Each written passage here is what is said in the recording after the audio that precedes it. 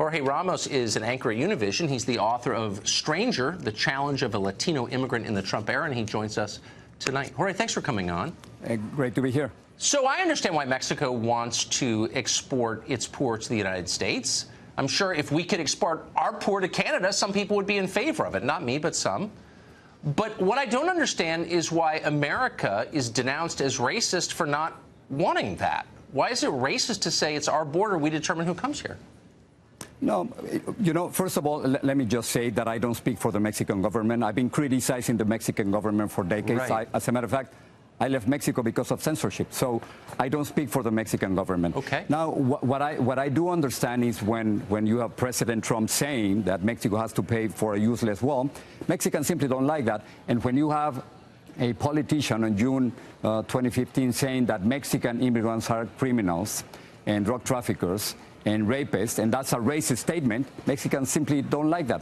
That's the problem with Donald Trump. Well, and that's I understand Mexicans are rejecting Donald Trump and his government. Okay, I understand that. But, I mean, let's be honest. If you were to do an actual measure of racism, Mexico is a far more racist country than the United States. I mean, the last 4 presidents have all been white people who went to Harvard or Yale. It's a totally unequal society. It's not the most unequal in the world. I'm not attacking it.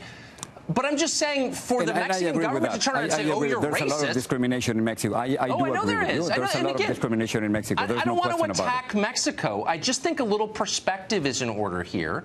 That's a little much for the offspring of conquistadors to be saying, you're racist if you want a border. By the way, when we get there, we deserve affirmative action. Like, what? This is crazy. Can we be honest about it or no?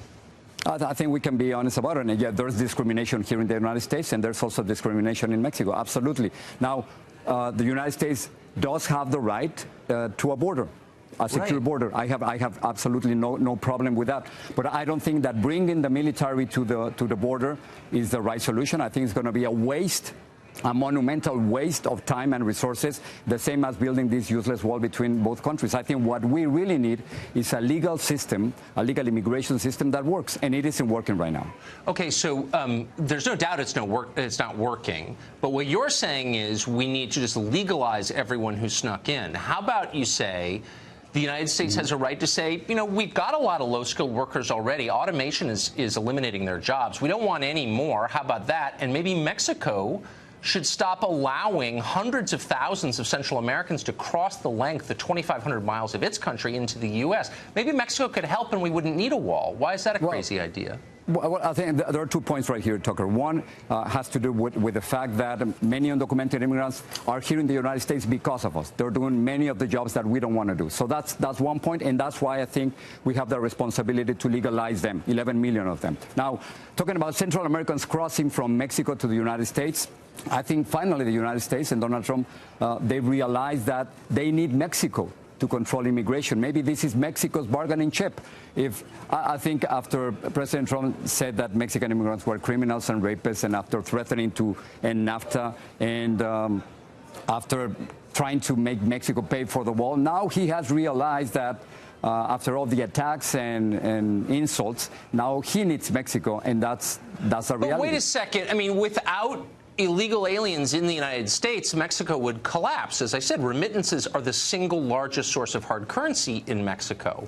And so can we just be yet more that probably not more than fentanyl or cocaine? That's probably number 1, but we don't have the exact numbers on that.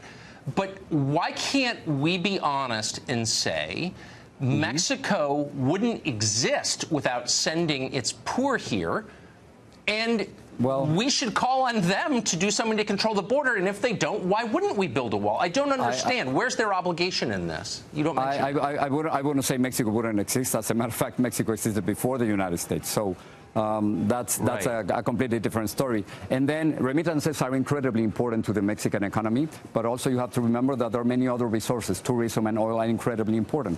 So yeah, I agree. It is not that Mexico would not exist.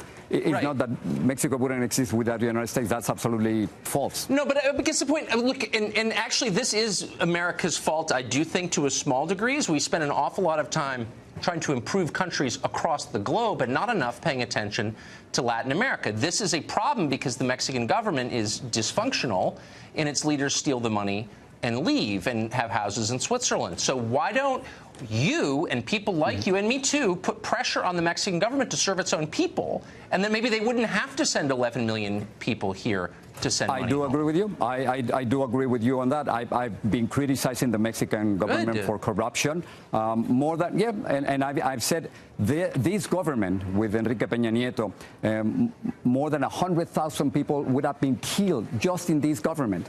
So that's something that we cannot stand.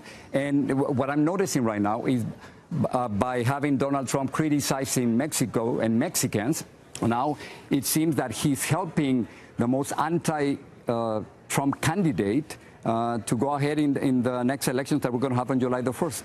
Elections that I think you're voting in, by the way, since you're a dual citizen. I am. But can we just agree on this point? Sure. That a country that exterminated its black population, that is run exclusively by white people, that had a caste system based on blood until pretty recently, probably shouldn't be calling us racist. Can we let's take that out of the equation. This is an economic argument about who benefits from migration. It's not really about race. I don't think so. No, Tucker. Oh. I think we should criticize both countries. If there's discrimination in Mexico, and there's a lot of discrimination, we have to say that. But when we have a president like President Trump, who's made racist statements, who clearly wants to make America white again by bringing. Come on. This is look. When he said when he said that he wants to bring immigrants from Norway and not from Haiti and from Africa, don't you think that's a racist statement from the White House? Literally, so something we have to like criticize that. 85% of our immigrants are non-white. It's not a question of white or non-white. It's a question of whether Mexico gets to use the United States as its welfare system. By the way, there were two black Mexicans just deported from Mexico because they were black to countries they'd never been to. That's what it's like to be African-American in Mexico. Good luck with that. So let's just stop with the race stuff. There's a lot of racism in Mexico.